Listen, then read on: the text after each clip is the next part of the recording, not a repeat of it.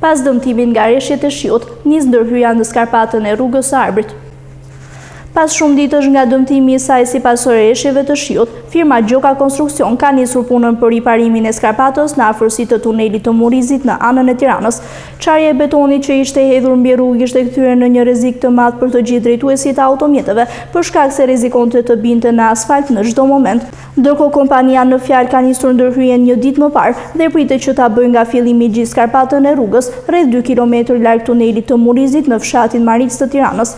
Mjetët të kompanisë janë në terren dhe vetëm pasi ka nisur ndërhyrja është vendosur sinjalistik informuese për drejtuesit e mjeteve që në këtë zonë po punohet. Ekspertë të ndërtimit të rrugëve thanë se dëmtimi ka ardhur si pasojë e fryrjes së tokës me ujë për shkak të rreshjeve të vazhdueshme të shirave, por edhe mundësisë së vogël për të dalë uji jashta për shkak se ishin vendosur shumë pak tuba kulluese.